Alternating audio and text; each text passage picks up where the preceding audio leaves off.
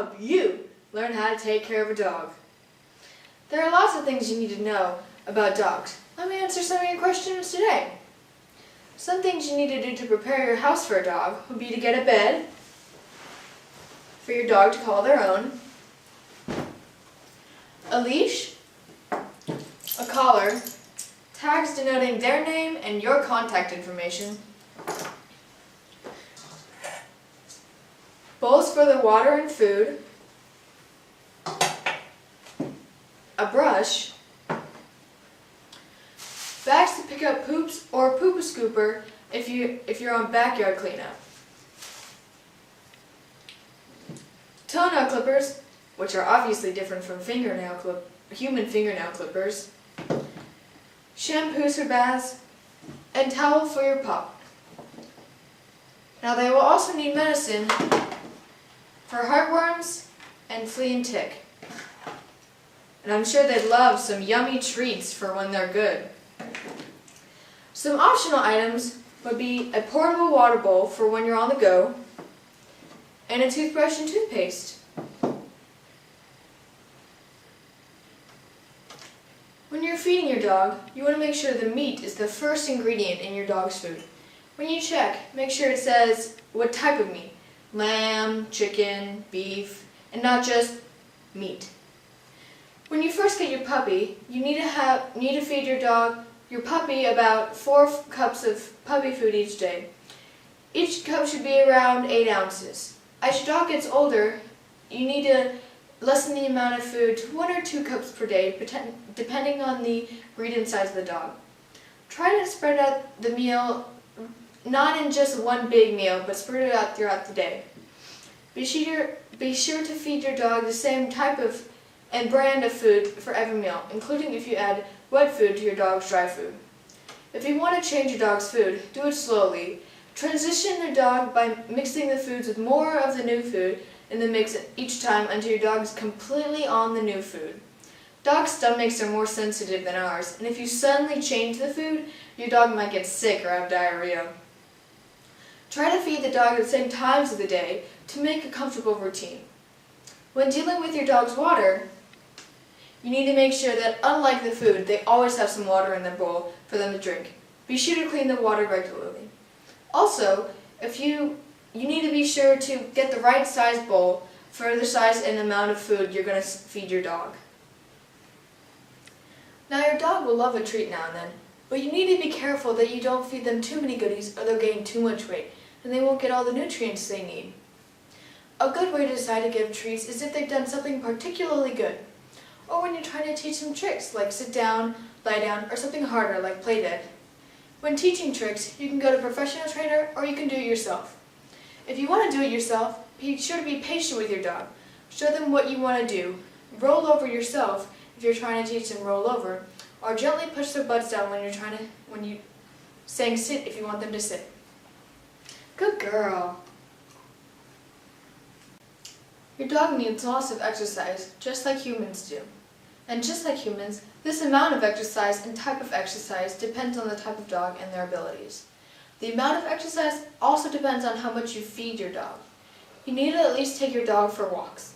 If you have a dog that stays mostly outside in a backyard or something, you won't have to take your dog out on walks to have potty breaks.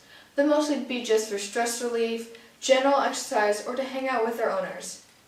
But if your dog stays inside for most of the day, like my dog, then you need to have walks for exercise and for potty breaks, or poop breaks. If you have little outings, you need to have little outings to make sure they don't pee in your house, because they need to pee more often than they have to poop. And you probably don't have enough time to take them on a walk every time they need to pee. Also, if you want to do something in addition to walks, or your dog needs a better way to get rid of energy, a dog park would be a good idea because they can run as long as they want and as far as they want, until they hit the fence. Playdates with other dogs are also easier in a dog park, and playing with another dog is good for your dog. Ready? Go get it.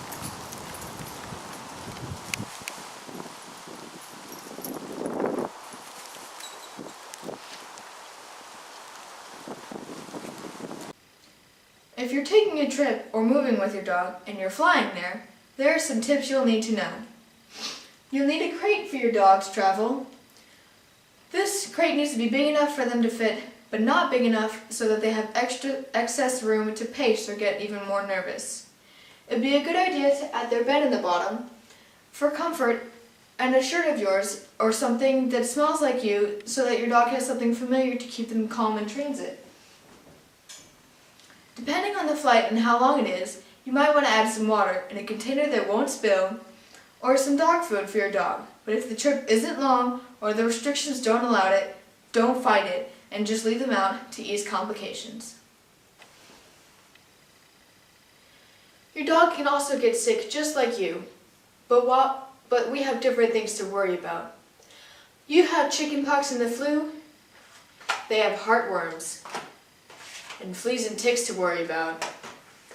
Be sure to talk to your vet for more advice on the matter, but the general tips would be to always check your dog's fur for ticks after coming from a dense wooded area or basically anywhere with anything other than buildings and concrete. You should clip your dog's toenails when they get too long, just like your fingernails. But unlike our nails, dogs have veins with blood in their nails, so need to be sure not to cut too far in the nail or they'll bleed. You also need to be sure that you cut the dog's nails more frequently and with less cutting than waiting a long time before you cut a lot off. This spot in the nail where the blood comes will depend on your dog, so start with small cuts until you figure out where the blood or the veins start. Baths depend on your dog as well. If they get dirty easier or they have more fur, they'll need more baths, but ask your vet for the recommended frequency. You should visit your vet every month. If you have a puppy, and if you have a dog, semi-annually. Be sure to avoid their eyes and ears when giving them a bath. Potty or house training, the dreaded thing about having a dog. It involves a little preference on the part of the owner. If you'd like to congratulate your dog for not making a mess in the house, that's the best way. We took my dog outside as often as possible to establish that she was supposed to do her business outside and not in the house. She learned pretty quickly that she was supposed to pee and poop outside and not in the house.